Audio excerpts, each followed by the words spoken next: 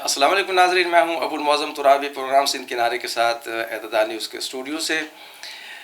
جیسا کہ آپ جانتے ہیں کہ ایک وقت تھا جب ہمارے پاک پیغمبر حضور محمد مصطفیٰ صلی اللہ علیہ وسلم کے بارے میں لوگ اپنے طور پر گستاخیاں کرتے تھے، پاکستان کے اندر بھی پاکستان کے باہر بھی۔ لیکن پچھلے دنوں ایک ایسا واقعہ پیش آیا کہ باقاعدہ طور پہ فرانسیسی صدر نے حضور علیہ السلام کی شان میں گستاخی کا نہ صرف اقدام کیا بلکہ اپنے عوام کو بھی اجازت دی، اور بلکہ یوں سمجھے کہ یہ تو صدارتی حکم ہو گیا کہ حضور علیہ السلام کے جو توہین آمیز خاکے ہیں وہ سرکاری عمارات پہ باقاعدہ طور پر آویزہ کر دیے جائیں۔ مسلمانوں میں بہت زیادہ غم و غصے کی لہر دوڑی، اور پاکستان میں بھی ہم بہت زیادہ سخت احتجاج کر رہے ہیں۔ تو ختم نبوت کے حوالے سے جب ہم بات کرتے ہیں تو ہمارے پاکستان میں بہت بڑا مسئلہ ہے، اور اس مسئلے کو عالمی تناظر میں بھی جب ہم دیکھتے ہیں تو ہمیں یہ مسلمانوں کے خلاف بہت بڑی ایک سازش نظر آتی ہے۔ ہم نے اس حوالے سے بات کرنے کے لیے اپنے اسٹوڈیو میں آج زحمت دی ہے۔ جید عالم دین ہیں، ڈاکٹر ہیں، اور بہت بڑی شخصیت ہیں، انٹرنیشنل ختم نبوت موومنٹ کے جنرل سیکرٹری ہیں۔ آپ ان سے واقف بھی ہوں گے، آپ انہیں جانتے بھی ہوں گے، آپ نے انہیں سنا بھی ہوگا۔ ڈیرہ اسماعیل خان کی بہت بڑی دینی اور علمی فیملی، مولانا سراج الدین صاحب، مولانا علاء الدین صاحب، تو سب کو آپ جانتے ہیں۔ جامعہ نعمانیہ سے آپ واقف ہیں، سراج العلوم سے آپ واقف ہیں۔ تو میری مراد ہے ہمارے ساتھ آج موجود ہیں حضرت مولانا ڈاکٹر احمد علی سراج صاحب، انہیں ہم جو مدینہ آج کل مدینہ میں ہوتے ہیں، اور وہاں پر جو ہے اسلامی تعلیمات کے ساتھ ساتھ ختم نبوت کا عالمی سطح پر جو مشن ہے اس کی تکمیل کے لیے کوشاں ہیں۔ ہم انہیں خوش آمدید بھی کہتے ہیں، اور ان کا شکریہ بھی ادا کرتے ہیں کہ وہ پاکستان آئے ہوئے تھے، اور ہماری گزارش پہ وہ آج یہاں تشریف لے آئے ہیں اور ہمیں کچھ ٹائم دیا ہے۔ ان سے بہت لمبی گفتگو ہو سکتی ہے، بہت زیادہ سوالات ہو سکتے ہیں، ان کی جو شخصیت ہے، ان کا جو علم ہے وہ بہت زیادہ ہے، لیکن ہمارے پاس ٹائم کی بندش ہے تو ہم بہت زیادہ لمبی گفتگو نہیں کریں گے۔ موجودہ حالات کے حوالے سے ان سے گفتگو کی جائے گی۔ تو سب سے پہلے تو میں انہیں خوش آمدید کہنے کے بعد شکریہ، ان کا شکریہ بھی ادا کرتا ہوں، اور ان سے سوالات کا سلسلہ شروع کرتے ہیں کہ ابھی خوشاب میں وہاں ایک جو نیشنل بینک کے مینیجر تھے عمران، انہیں ان کے گارڈ نے گولی مار کر قتل کر دیا، لیکن بعد میں پتہ چلا کہ وہ واقعہ حقیقت میں وہ نہیں تھا جو اس نے کہا کہ وہ گستاخ رسول تھا اور اس لیے میں نے اسے قتل کر دیا۔ تو ہم نے ان سے گزارش کی ہے ڈاکٹر صاحب سے کہ سب سے پہلے تو یہ وضاحت ہو جانی چاہیے کہ کسی کو بلا تحقیق ہم قتل کر دیں یا بلا تحقیق کسی کو ہم غازی قرار دے دیں، کسی کو شہید قرار دے دیں، کیا اسلامی تعلیمات کے مطابق یہ سلسلہ کوئی بہتر بات ہے؟ سب سے پہلے تو میں جناب محترم ابو معظم ترابی صاحب آپ کا مشکور ہوں کہ آپ نے میرے سفر میں مدینہ منورہ سے پاکستان آنے کے بعد اپنے اسٹوڈیو میں مجھے مدعو کیا۔ آپ کی صحافت کی ماشاءاللہ خدمات کو میں خراج تحسین پیش کرتا ہوں، اور حقیقت میں آپ بابا صحافت ہیں اور ہمیں فخر ہے آپ پر، اور آپ کی قلم حق کے ساتھ ہے۔ مختصراً یہ کہ جو سوال آپ نے کیا ہے اس کی روشنی میں یہ بتا دینا چاہتا ہوں، کسی بھی شخص کو چاہے وہ کوئی عوام میں جو بھی ہے، علماء بھی ہوں، قانون کو اپنے ہاتھ میں لینے کا حق حاصل نہیں۔ صحیح، ٹھیک، صحیح۔ اب اس میں ایک تو ہے نا وہ جو جس نے توہین کی ہو، جی، وہ ایک علیحدہ موضوع ہے، توہین ہوئی یا نہیں ہوئی۔ جب توہین اگر ہوئی بھی ہو تو اس کو قانون کو اپنے ہاتھ میں لینا مناسب نہیں ہے۔ ہماری عدالتیں موجود ہیں، ہم اسلامی جمہوریہ پاکستان کے یعنی ماشاءاللہ باشندے ہیں۔ ہمارے آئین اور دستور میں حاکمیت اعلیٰ رب العالمین کی ذات ہے۔ 7 ستمبر 1974 میں ہمارے آئین اور دستور میں قادیانی کو غیر مسلم اقلیت قرار دیا گیا ہے، اور اس کے علاوہ بڑے فخر سے میں کہہ سکتا ہوں کہ توہین رسالت کا قانون کسی بھی کنٹری میں باقاعدہ طور پر قانونی اور آئینی حیثیت کے ساتھ ایسے نہیں ہوگا جیسے یہاں پر ہے۔ 295C میں محترم بھائی ترابی صاحب، یہ معمولی بات نہیں کہ اس قانون میں کیا ہے کہ کوئی بھی شخص اشارتاً، کنایتاً، تحریراً، تقریراً رسول اکرم صلی اللہ علیہ وسلم کی توہین کرے گا تو اس کی سزا سزائے موت ہے، مگر عوام کے ہاتھ میں نہیں کہ وہ اس قانون کو اپنے ہاتھ میں لے، عدالت کے ذریعے سے۔ اور اس طرح سے ملزم پکڑے گئے اور عدالتوں میں ان کے کیس آئے اور ججز نے انصاف کے ساتھ فیصلے بھی کیے اور ان میں سے اکثر کو سزائے موت کا فیصلہ سنایا گیا۔ اب یہ ہے حکومت پر کہ وہ ان فیصلوں کو نافذ کیوں نہیں کرتی۔ اب ججز کا تو اپنا فرض پورا ہو گیا، اب ہم یہ کہیں گے کہ آئین کی بالادستی، عدالتی فیصلوں کی پاسداری اور ان کا احترام حکومت کو کرتے ہوئے سزاؤں کو لاگو کرے۔ رہا یہ کہ جہاں تک آپ نے خوشاب کے ساتھ وہ کون سا علاقہ ہے جو آپ نے بتایا؟ ضلع خوشابی میں، تو اس میں ہونے والا یہ واقعہ قائد آباد میں ہے۔ میں نے وہاں مدینہ منورہ میں اس خبر کو سنا تھا اور اس کے بعد تھوڑی سی تحقیق بھی مجھے ملی اور آپ کے ذریعے سے وضاحت بھی ملی، اور اس وقت بھی میں نے اپنے تمام قیادت کو اور اپنی جماعت کے عہدیداران کو اعتماد میں لیا کہ اگر یہ اس طرح اپنی ذاتی عناد پر، ذاتی دشمنی پر، چھٹی نہ ملنے اور نماز کا وقت اتنا ہے، یہ ہے وہ ہے، اب زیادہ تشریح میں نہیں جانا چاہتا۔ کوئی شخص گولی مار دے کسی کو اور کہے کہ جی یہ گستاخ رسول تھا، تو اس کا معنی ہے آپ 295C کے قانون کو متاثر کر رہے ہیں، یہ سازش ہے۔ میرا جملہ بڑا انتہائی، آپ پہنچ گئے ہوں گے، آپ صحافت کے بابا ہیں۔ اس قسم کے لوگوں کے اس اقدام سے کل یہ راستہ ملے گا کہ جناب اس قانون میں کوئی تھوڑی امینڈمنٹ کرو، ہاں، اور پھر تحقیق کے بغیر لوگوں کو یہ حق نہیں ہے کہ اس کو آپ مجاہد اور غازی کا درجہ دے دیں۔ اب جب معلوم ہوا کہ وہ ایک ہی مسلک کے، ایک ہی جگہ نماز پڑھنے والے مدتوں سے، عمران وہاں منیجر جو ہے معروف ہیں اپنے محلے میں بھی، اور انہوں نے کوئی مدرسہ بھی بنایا ہوا ہے بچیوں کا، والدہ نے، اور اس کے بعد ان کی وہاں علاقے میں ایک عزت اور ریسپیکٹ تھی، اور آپ اسے اپنی گولی سے، گستاخ رسول کے نام سے لوگوں میں نفرت بھی پیدا ہوئی ہوگی۔ لیکن میں سلام پیش کرتا ہوں قائد آباد اور خوشاب کی علماء کو کہ جنہوں نے حق پر یہ شہادت دی کہ یہ قتل نہ حق ہے۔ اگر قتل حق بھی ہو کسی کا، یہ تو ان کا نام نہیں لیتا، یہ تو ایک مسلمان تھے اور اہل سنت والجماعت کے تھے، ہم تو ہر مسلک کے شخص کا احترام کریں۔ رہا یہ کہ اب جس نے یہ جرم کیا ہے اسے ایسی عدالتی کٹہرے میں ایک ایسی کمیشن بنائی جائے کہ اس سے خود اعتراف کرایا جائے کہ مذہب کی بنیاد پر نہیں، ذاتی عناد پر ہوا ہے۔ اب یہ عدالت فیصلہ کرے، لیکن ہم یہ کہیں گے کہ جو علماء نے وہاں ایک بہترین مثال پیش کی، جنازہ ہوا، اس کا بہت تعداد میں آپ نے بتایا کہ 8-10 ہزار لوگ، 8-10 ہزار شریک ہوئے، ان کی والدہ کا مدرسے کا ذکر ہوا، اس کے بعد ان کا نمازی ہونا بھی ثابت ہے۔ ساری چیزیں مسلمان ہونے کے لیے صرف کلمہ ہی کافی ہے، میں اس پر قائل ہوں، من قال لا الہ الا اللہ دخل الجنہ، باقی انسان سب گناہ گار ہوتے ہیں۔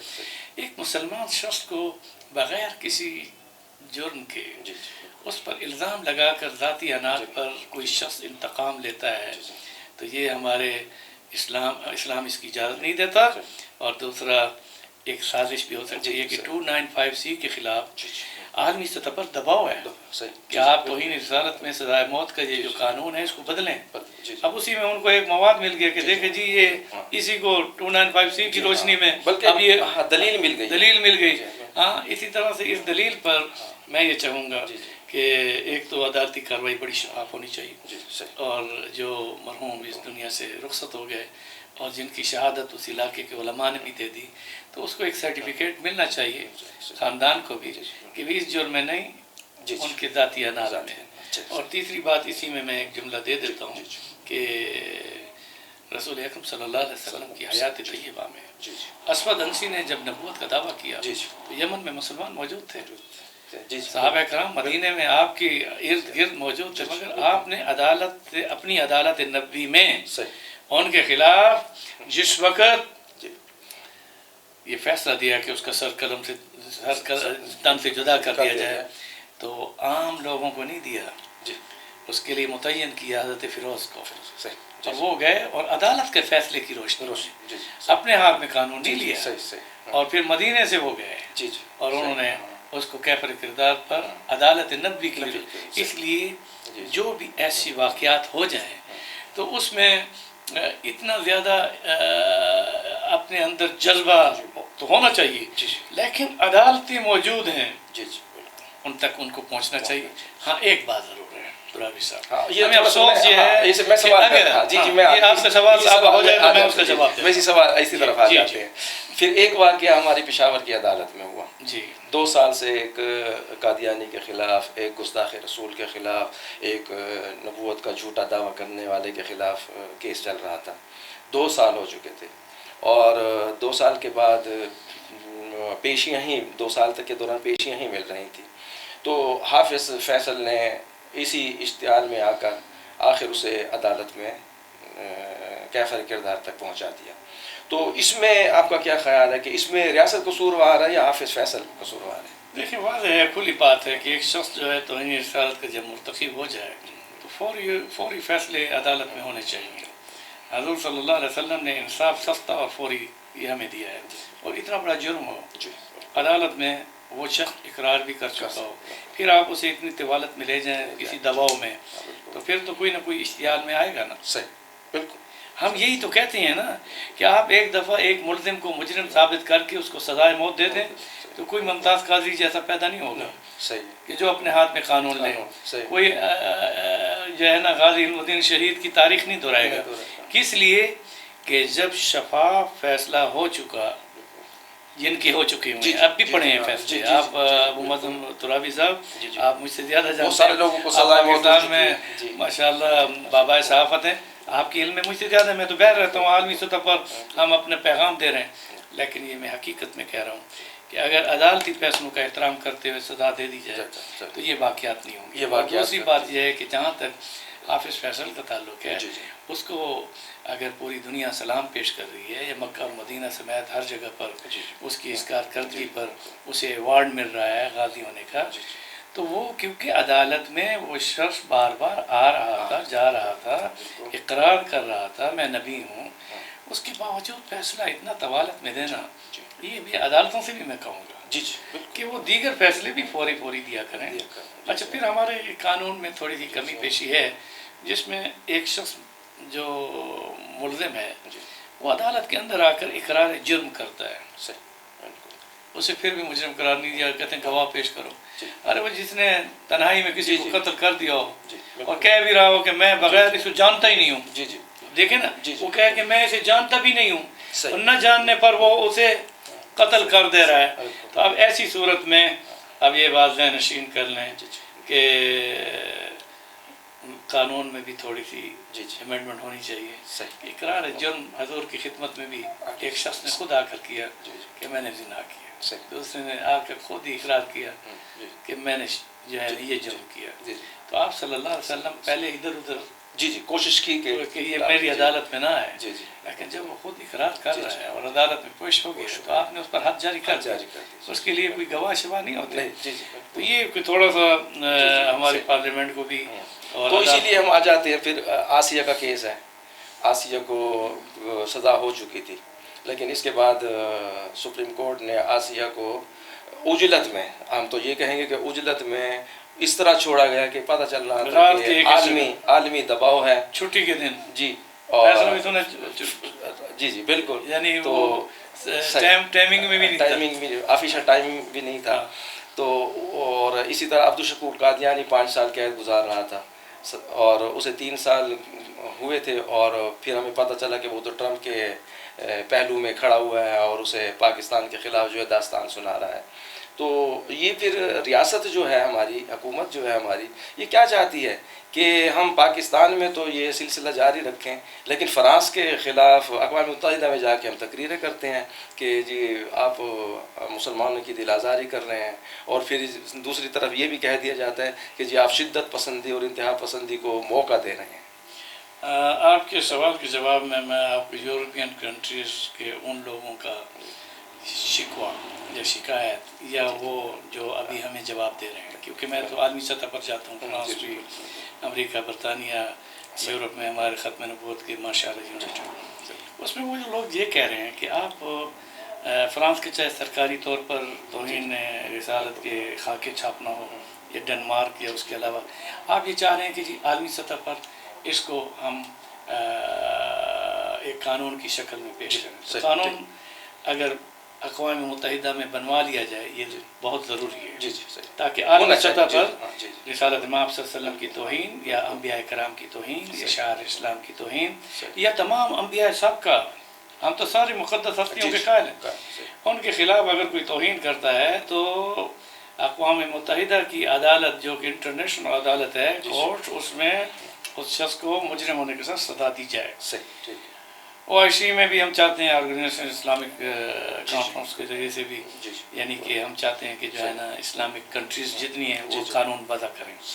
مگر میرا سوال ہے، ان لوگوں کا سوال میں آپ کو کہہ رہا ہوں، وہ کہتے ہیں جی آپ یہاں قانون سازی کرنے کے لیے کوشش کر رہے ہیں، اور آپ کے ملک میں تو قانون سازی ہو چکی ہے، پارلیمنٹ میں باقاعدہ آئین اور دستور میں یہ چیز موجود ہے کہ 295C میں جو شخص اشارتاً، کنایتاً، تحریراً، تقریراً رسول اکرم صلی اللہ علیہ وسلم کی توہین کرتا ہے اس کی سزا سزائے موت ہے. یہ میں ممبر محراب سے بات نہیں کر رہا، یہ اسٹوڈیو میں بیٹھ کر ابو محسن ترابی صاحب کے سوال کے جواب میں نہیں کہہ رہا. یہ ہماری پارلیمنٹ کا فیصلہ ہے اور دستور کا حصہ ہے. یہ دستور اور آئین کی حلف پر آپ اپنے عہدے پر بیٹھے ہیں، حلف اسی کا اٹھایا جاتا ہے، اپنے آئین کا حلف اٹھایا جاتا ہے، اور پھر عدالتوں میں وہ قانون پارلیمنٹ کا موجود ہے اور جس کی روشنی میں وہ سزا بھی دے دیتے ہیں. سیشن دے رہا ہے، ہائی کورٹ بھی دے رہا ہے، سپریم کورٹ میں کیوں رک جاتے ہیں؟ جی بالکل. اچھا سپریم کورٹ بھی دے رہا ہے، صدر کی میز پر کیوں رک جاتے ہیں؟ اب یہاں پر یہ ایک سوال پیدا ہوتا ہے کہ وہ لوگ ہمیں یہ نہیں کہیں گے ابو محسن ترابی صاحب کہ آپ ہمارے ملکوں میں تو قانون سازی کی بات کر رہے ہیں، اپنے ملک میں تو قانون کو نافذ نہیں نافذ نہیں. ٹھیک. اب اس لیے اس کا جواب یہ ہے کہ پہلے ہم اقوام متحدہ میں تقریر اور مطالبہ کرنے سے پہلے ایک مثال پیش کریں گے کہ ہم نے اپنے ملک کے اندر اس قانون کو لاگو کیا ہوا ہے. آپ وہاں جا کے کہہ رہے ہیں جی رسالت امام صلی اللہ علیہ وسلم کے خلاف کوئی بھی توہین ہو اس کو ہم برداشت نہیں کر سکتے. بہت اچھے الفاظ ہیں، شاباش، ہم اپنے وزیر اعظم کو خراج تحسین پیش کرتے ہیں، بڑا اچھا جملہ ہے. پھر آپ کہہ رہے ہیں جناب کہ اس کے خلاف ایک قانون بننا چاہیے، ہم اس پر بھی انہیں ویلکم کہ وہ اچھی الفاظ ہماری نمائندگی کر لی، مگر وہ بحیثیت وزیر اعظم اپنے ملک میں توہین رسالت کے مرتکب ان ملزموں کو جو مجرم قرار پا چکے ہیں، مولویوں کی عدالت میں نہیں، مسجد و ممبر اور محراب کی جرگے میں نہیں، یا کسی اور یعنی جو ہاتھ میں قانون لیتے ہیں ان کے فیصلے سے نہیں، عدالتی فیصلے سے جن لوگوں کو مجرم قرار دے کر سزائے موت سنا دی گئی ہو، پھر ان کو آپ پروٹوکول کے ساتھ آپ اسی ملکوں میں بھیجیں تو آپ کیا میسج دیں گے؟ آپ کے اس میسج پر وہ کہہ سکتے ہیں کہ آپ تو اپنی مجرم کو ہمارے پاس پروٹوکول کے ساتھ بھیج رہے ہیں اور وہ بھی اسپیشل طیارے پر. اب آپ کو پتہ ہے اسپیشل طیارے پر. اچھا پھر وہ اسی صدر کے ساتھ بیٹھی ہے جو آج توہین کر رہا ہے، تو اس کو آپ نے پہلے ہی دے دیا نا کہ بھئی یہ مجرم آ رہی ہے، اسے اور سیکھو، تو وہ سرکاری سطح پر آ گیا.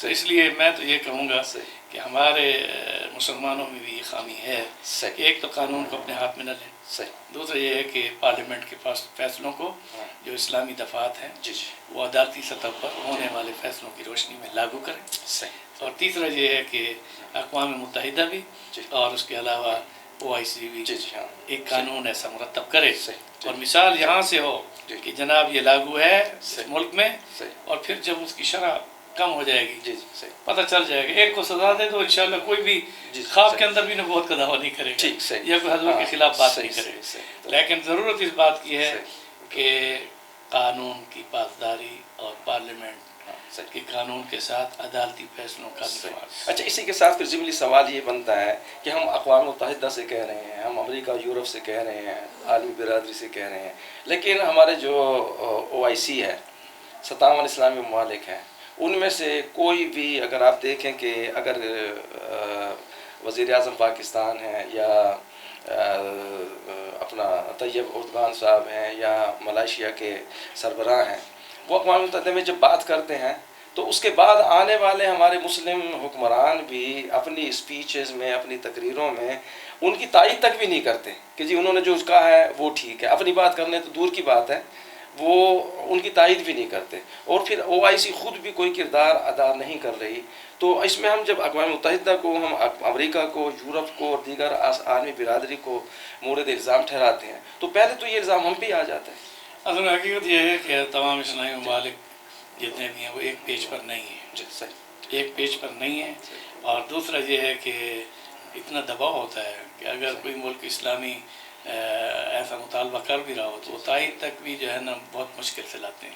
تیسرا یہ ہے کہ جو مطالبہ کر بھی رہا ہے تو وہ فرانس کے صدر کو اتنی مذمت اس کی نہیں کر رہا جتنی وہاں کے مسلمانوں کی کر رہا ہے کہ انہوں نے یہ اقدام کیوں کیا. جو ریئیکشن جو عوام ہے، جی عوام میں ریئیکشن تو آئے گا. اب اگر اس کے کالج اور اسکول میں کوئی ٹیچر غلط کھا کے بنوا رہا ہو تو پھر وہ بوسنیا کا کوئی نوجوان جیسے وہاں کھڑا ہوا.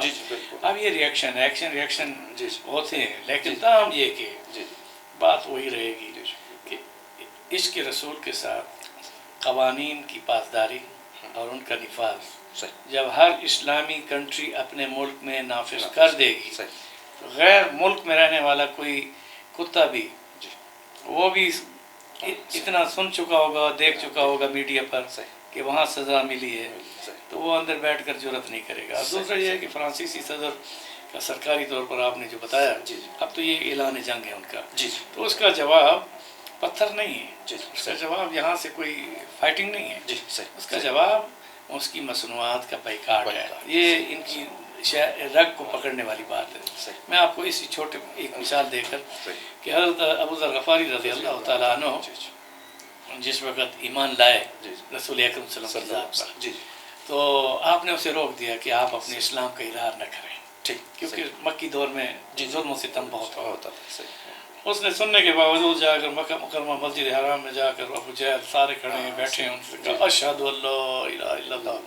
مار کٹائی شروع ہو گئی. اب جو ہی وہ گرے پھر اس کے بعد پھر انہیں اٹھا کر مارنے لگے. اس نے کہا اب سنو، اگر میں مر گیا تم یاد رکھو بنو غفار وہ اس راستے میں بیٹھے جہاں سے تمہاری تجارتی رست آتی ہے، قافلے گزرتے ہیں، ہم وہاں جام کر دیں گے تمہاری تجارت کو. سب نے اپنی لاٹھیاں زمین، یہ شروع سے آ رہا ہے. کفر جو ہے نا اقتصادی دھمکی کے بعد اپنے ہتھیار پھینک دیتا ہے. اور پھر ابو ذر غفاری اپنی زندگی بڑی آزادی سے گزارتے رہے شہادتین کے بعد. یہی وہ ہمارے لیے لائے عمل ہے کہ ہم جو ہے بجائے اپنے املاک جلانے کے بازاروں میں شور شرابہ کریں، یعنی کہ نعرے لگائیں، لیکن پرامن احتجاج جو اپنی تجارتی حلقوں کو بھی اتنی ہڑتالوں میں نہ رکھیں کہ بیچاروں کی گھر کی رات کی روٹی کھانا بھی نہ ہو. آپ پرامن احتجاج ریکارڈ کروائیں لیکن ان کی مصنوعات کا بائیکاٹ کریں. تو میں سمجھتا ہوں کہ فرانس کا صدر ہاتھ جوڑ کر معافی مانگے گا. لیکن آج میں دیکھ رہا ہوں، میں لاہور سے رات آیا، راستے میں جتنے بھی مصنوعات کو علاوہ جو بڑی بڑی جگہیں ہیں پیٹرول پمپوں میں، اب نام لینے کی ضرورت نہیں ہے، میڈیم بیٹھے تو ان میں ایسے ہیں جو فرانس کی یعنی اسپانسرشپ پر ہیں.